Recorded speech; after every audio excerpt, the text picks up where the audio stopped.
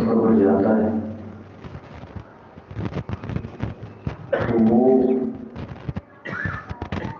سفر میں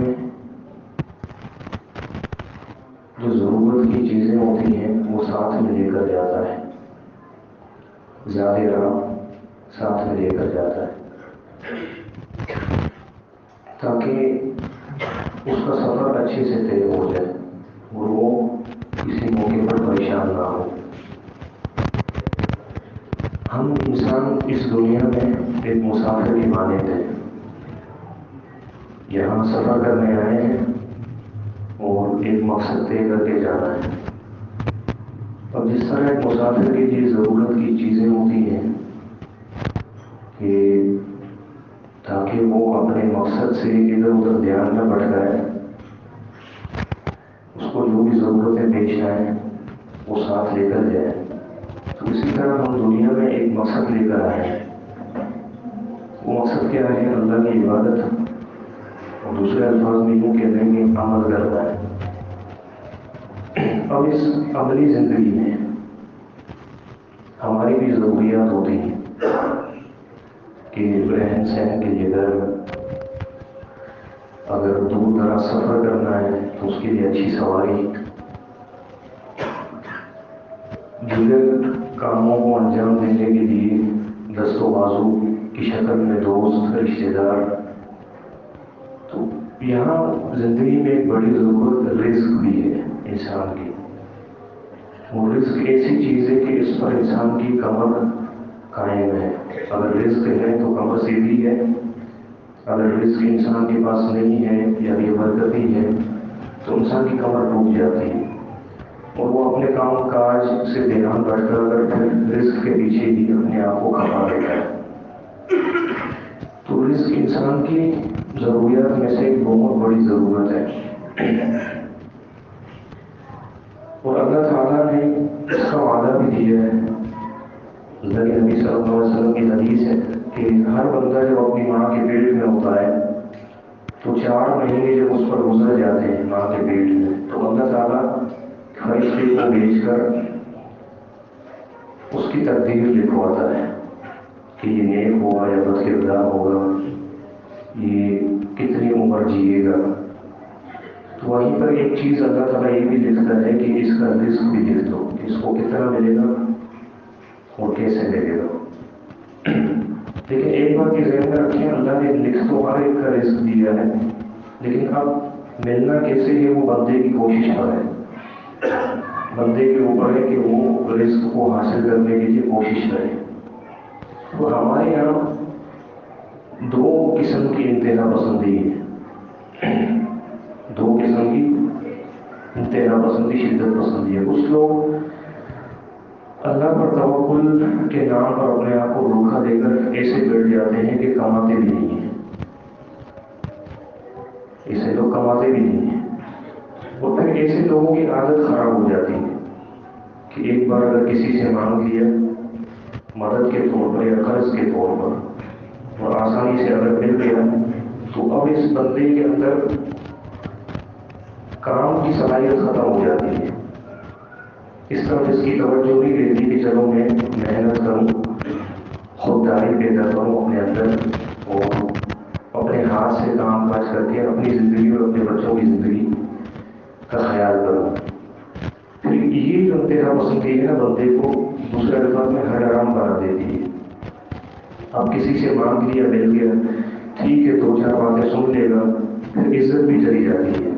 پھر ایسے بندے کو عزت کی پرواہ بھی نہیں رہتی کہ چلو میں کسی سے مانگوں گا وہ 4 باتیں سنا کر مجھے دے گا، اگر قرض مانگوں گا تو پھر کل کو مجھے سر پہ آ کے کھڑا ہو کے باتیں سنائے گا۔ تو یہ قسم کی انتہا پسندی ہے کہ کام دھندہ چھوڑ کر اللہ تعالیٰ میں لگ جائے بندہ، اللہ کے در کو پکڑ لے، اللہ کا نام لے کر اپنے آپ کو دھوکہ دیتا رہے کہ نہیں یار دنیا میں تو ہم آئے ہیں اللہ کی عبادت کے لیے، یہ کام دھندہ کیا ہوتا ہے، اپنے آپ کو بندہ رزق کے پیچھے کھپا دے۔ یہ ایک انتہا پسندی ہے۔ دوسری انتہا پسندی یہ ہے کہ بندہ ایسے رزق میں لگ جائے کہ وہ اس زندگی میں جو سفر کرنے کے لیے آیا ہے، جس مقصد کے لیے آیا ہے، وہ 0/0 ہے اس میں۔ نہ وہ زبان سے اللہ کا ذکر کرتا ہے، نہ وہ فرائض ادا کرتا ہے، نمازیں پڑھتا ہے، یہاں تک کہ رمضان میں بھی اس کو اس بات کی فکر نہیں ہوتی کہ چلو 12 میں سے ایک مہینہ نیکیوں کا آیا ہے، میں اس میں خوب نیکیاں کما لوں. نہیں. اب یہ انتہا پسند یہ ہے کہ بندہ کام نہیں لگ جائے، یا تو اتنی ہارڈ ورک کرے کہ 12 سے 14 گھنٹے کام کرے، اور جب کر رہا ہے تو تھکا ہارا ہو، بچوں کو بھی ٹائم نہ دے سکے، بیوی کو بھی ٹائم نہ دے سکے، سونے میں گزار دے. یا پھر دو جاب کر رہا ہے، ایک طرف اور دوسری طرف، اور اللہ کے لیے کوئی ٹائم نہیں ہے، بیوی بچوں کے لیے اس کے بعد کوئی ٹائم نہیں ہے. یہ بھی انتہا پسند ہے. اب دیکھیں، محنت کرنے کا حکم شریعت ہمیں دیتی ہے. ہمیں شریعت میں مفلسی کا درس نہیں دیا ہے کہ پھٹے ہوئے کپڑے پہنو، بیکار سے چپل پہنو، نہاؤ بھی مت، صفائی ستھرائی بھی مت رکھو، درویش بن کے گھومو. نہیں، شریعت نے ہمیں حکم دیا ہے اچھے کپڑے پہنو، اچھا کھاؤ پیو، اچھے گھر بناؤ، اچھی سواری لو. اس سے اللہ اور اس کے رسول نے نہیں روکا ہے. محنت کریں، آپ جتنا آپ کما سکتے ہیں آپ کمائیں. ابو داؤد میں حدیث ہے، ایک بندہ اللہ کے نبی صلی اللہ علیہ وسلم کے پاس آیا، انصاری صحابی سے مانگنے کے لیے کہ اللہ کے نبی مجھے کچھ دے دیں. اللہ کے نبی صلی اللہ علیہ وسلم نے اس سے پوچھا کہ افی بیتی کا شیء، تیرے گھر میں کچھ ہے؟ اس نے کہا کہ حلسن، ایک موٹی چادر ہے جس کو آپ کمبل کہتے ہیں، جس کو ہم اوڑھتے بھی ہیں اور اس کو بچھاتے بھی ہیں، اس پر بیٹھتے بھی ہیں. اور کیا ہے؟ کہا کہ دوسرا ایک پیالہ ہے لکڑی کا، اس میں ہم پانی پیتے. ہمیں یہ دونوں لے کر آؤ میرے پاس. اللہ کے نبی صلی اللہ علیہ وسلم نے کہا.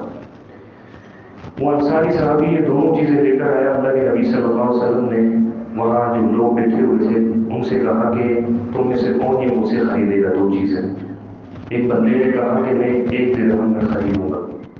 اللہ کے نبی صلی اللہ علیہ وسلم نے کہا کہ نہیں، اس سے زیادہ اور کون بولی لگائے گا، قیمت لگائے گا.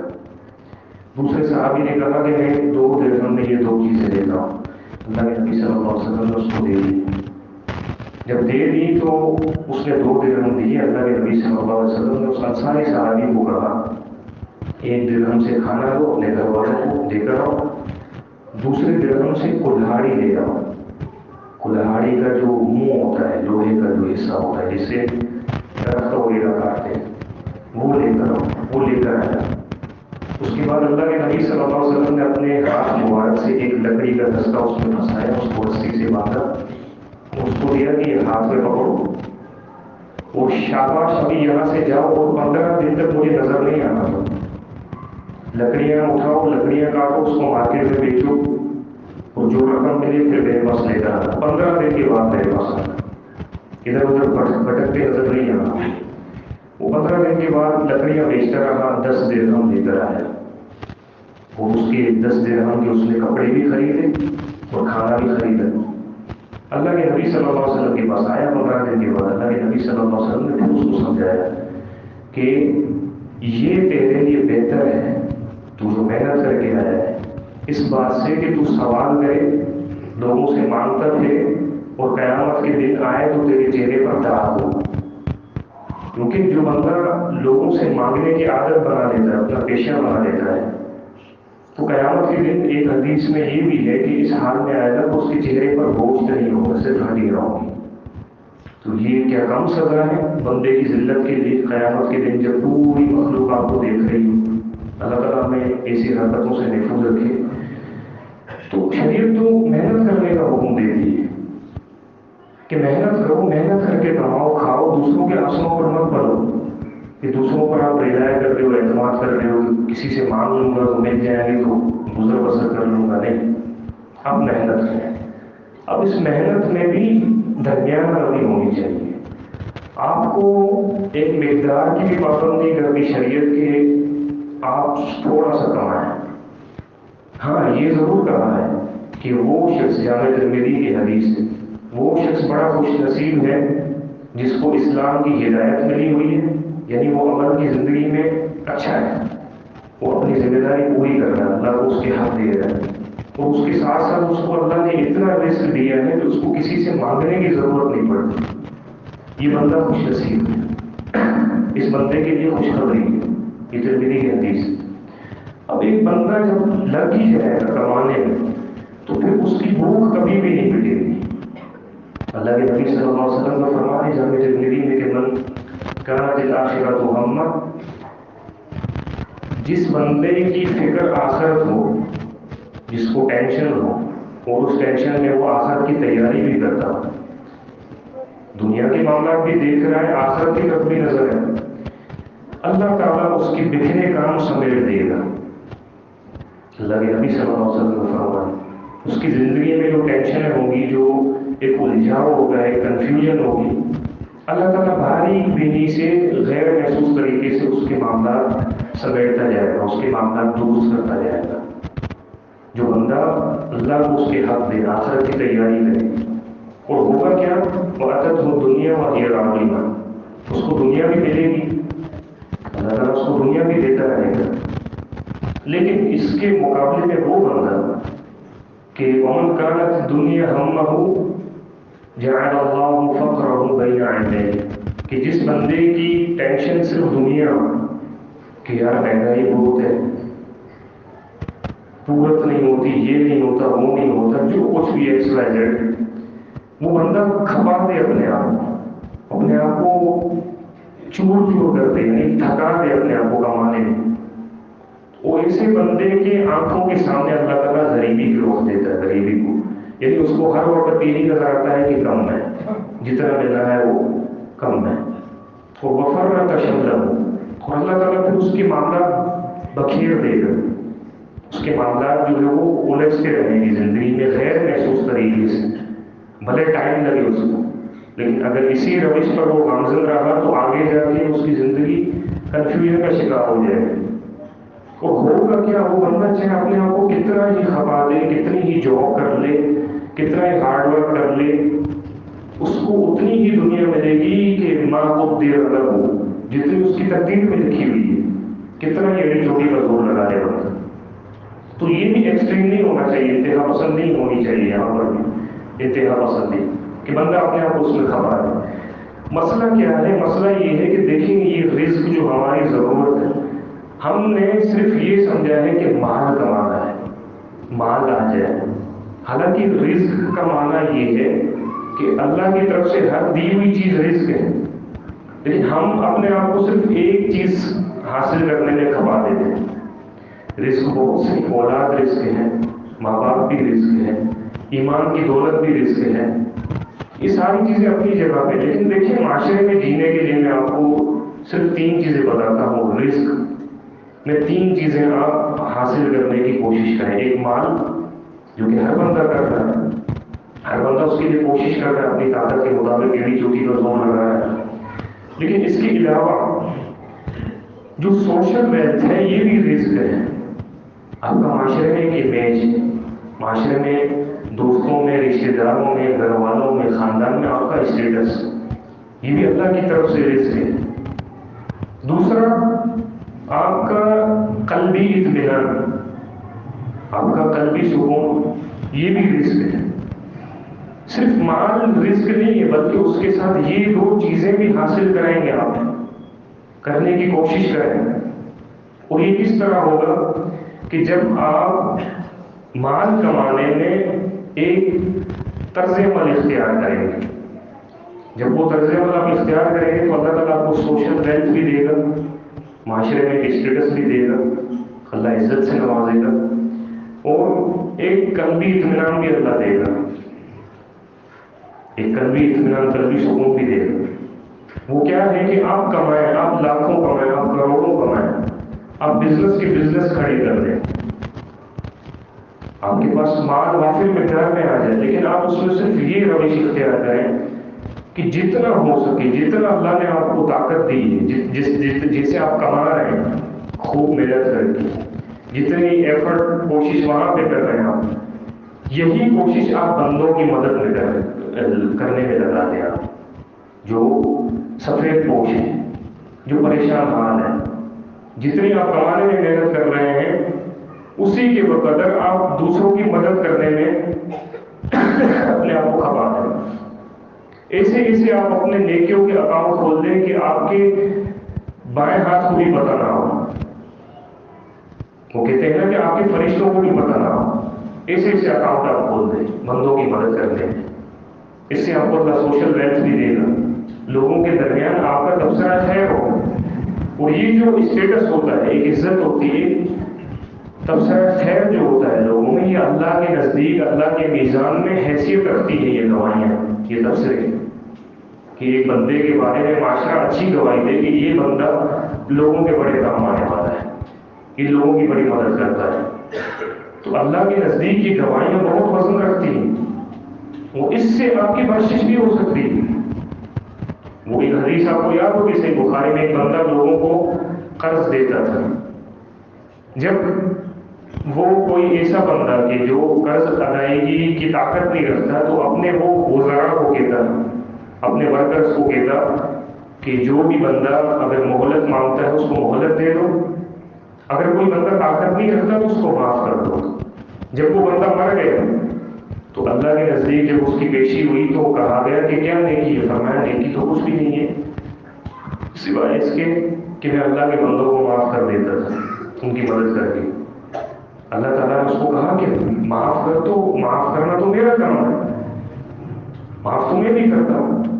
تو میرے بندے کو معاف کرتا تھا، مجھے آسانی پیدا کرتا تھا، چل آج میں نے بھی تجھے معاف کر دیا. اللہ کی طرف سے اتنا بڑا انعام ہے کہ آپ کمائیں. جو بندہ زیادہ کماتا ہے ہم یہ سمجھتے ہیں کہ یہ تو بس دنیا کی اس کو لگی ہوئی ہے. نہیں، اگر اس نے یہ روش اختیار کر لی بندوں کی مدد کرنے کی تو پھر اس سے اچھا معاشرے میں کوئی نہیں ہوگا. اور اللہ کے نزدیک اس کی بڑی حیثیت ہوگی، ایک سوشل اس کو اسٹیٹس ملے گا اللہ تعالیٰ کی طرف سے، جو کہ قیامت کے دن ایک وزن رکھے گا اللہ کے میزان میں. تو یہ بندہ جب روش اختیار کرتا ہے تو اس کے لیے آسانی ہوگی. لیکن اگر بندہ صرف کماتا رہے، اس کو ادھر ادھر کی پرواہ ہی نہ ہو، اپنے معاشرے کے جو کمزور لوگ ہیں اس کا احساس ہی نہ ہو، اس کا درس نہیں دیتا اسلام. حکومت تو اس کا درس دیتا ہے کہ صرف اپنی قلبی تسکین کے لیے دنیا سے کٹ کر سب سے الگ رہ جاؤ، پہاڑوں میں چلے جاؤ، لوگوں کی پرواہ نہ کرو، کون جی رہا ہے، کون مر رہا ہے، کون پریشان حال ہے. اس کا حکومت جو ہے نا وہ درس دیتا ہے، اسلام درس نہیں دیتا. اللہ کے نبی صلی اللہ علیہ وسلم جب پہلی وحی آئی، نبی صلی اللہ علیہ وسلم پریشان ہو گئے. اتنے پریشان ہو گئے کہ عرب کا جو موسم ہے وہ عمومی طور پر گرم رہتا ہے. نبی صلی اللہ علیہ وسلم پریشان ہو گئے، بیمار ہو گئے. فرمایا مجھے کمبل اڑا، مجھے ڈر ہے کہ میں کہیں فوت نہ ہو جاؤں، پتہ نہیں کیا ہو گیا ہے. آسمان میں ایک فرشتہ دیکھا جس نے پر پھیلائے ہوئے تھے، پورا آسمان ڈھانپا ہوا تھا. تو اس وقت اماں خدیجہ رضی اللہ عنہا نے تسلی کے الفاظ سے دی کہ کلا واللہ لا یخزیک اللہ ابدا.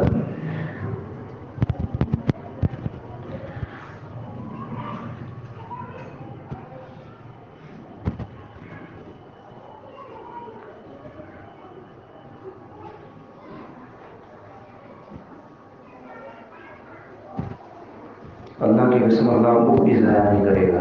کیونکہ آپ کمزور لوگوں کے مددگار ہیں، آپ مہمانوں کی مہمان نوازی کرتے ہیں، آپ لوگوں کا بوجھ اٹھاتے ہیں. ایسے بندوں کو اللہ کبھی ضائع نہیں کرتا.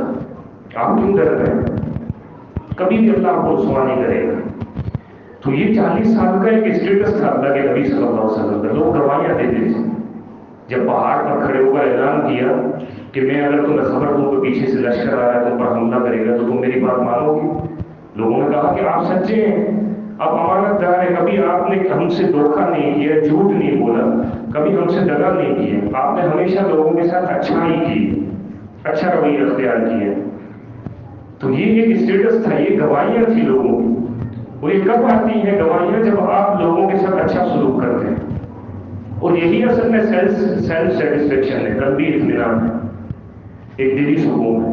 ایک ریسرچ ہوئی تھی یورپ میں، ایک ٹرین میں کچھ لوگ گئے تھے اور انہوں نے لوگوں کو پیسے دیے $500.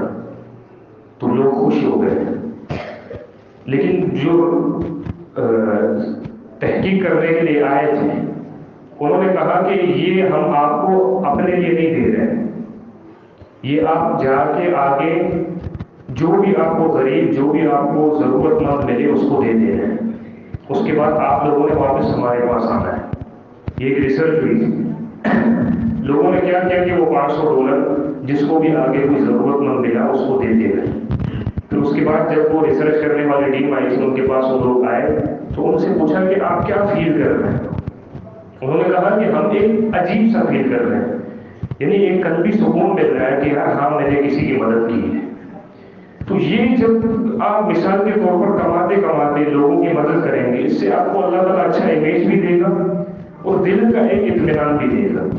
اور یہ ایسا اطمینان ہے کہ جن کو الفاظ میں بیان نہیں کیا جا سکتا. یہ اندر کی ایک فیلنگ ہے، ایک جذبات ہے، احساسات ہے کہ جب بندہ کسی کی مدد کرتا ہے تو اس وقت جو وہ محسوس کر رہا ہوتا ہے وہ دوسرا نہیں کر سکتا. اور یہی تو اصل زندگی میں ضرورت ہے ہمیں جینے کے لیے اس پریشانی کے دور میں، کہ ہمیں کہیں سے بھی بس قلبی اطمینان مل جائے. تو وہ یہی ہے کہ اللہ نے آپ کو جتنا بھی دیا ہے، جتنا بھی چاہے زیادہ چاہے کم، آپ اللہ کے بندوں کی مدد کریں. آپ اللہ کے لیے اپنے کمائے ہوئے حصے میں سے ایک حصہ اللہ کے لیے مقرر کریں، اللہ کے بندوں کی مدد کے لیے مقرر کریں. اور یہ چیز آپ کے رزق میں بڑھوتری کا بھی سبب بنے گی. ہم گن گن کر جیتے ہیں، گن گن کر رکھتے ہیں. اللہ کے نبی صلی اللہ علیہ وسلم سنن نسائی میں حدیث ہے، اپنی ایک زوجہ کو نصیحت کی، فرمایا کہ دیکھو میری بات سنو، کبھی بھی گن گن کر اللہ کی راہ میں مت دینا. اس کا نتیجہ کیا ہوگا؟ اللہ بھی تمہیں گن گن کر دے گا. جب تم لوگوں کو گن گن کر دو گے تو اللہ تعالیٰ بھی اللہ تعالیٰ اللہ کے بغیر حساب کے دینے والا ہے. اس کے خزانے میں اتنی بھی کمی نہیں ہوتی کہ بندہ سمندر میں سوئی ڈالے اور سوئی پر جتنی تری لگتی ہے اتنی بھی کمی نہیں ہوتی. اگر اللہ تعالیٰ پوری کائنات کو نواز دے، آدم علیہ السلام سے لے کر قیامت کے روز آخری پیدا ہونے والے بندے تک، انسان اور جن، ہر بندے کی اللہ ضرورت پوری کر دے تو اتنی سی کمی بھی اللہ کے خزانے میں نہیں آتی. تو یہ اللہ تعالیٰ خرچ کرنے والا ہے بغیر حساب کے اپنے بندوں پر. لیکن جب میں اور آپ گن گن کر خرچ کریں گے لوگوں پر تو پھر اللہ تعالیٰ بھی ہمیں گن گن کر دے گا. اور جب اللہ تعالیٰ گن گن کر دے گا تو اسی دن سے ہمارے رزق میں بے برکتی شروع ہو جاتی ہے. اللہ تعالیٰ سے دعا ہے کہ اللہ تعالیٰ ہمیں ان باتوں پر عمل کرنے کی توفیق عطا فرمائے.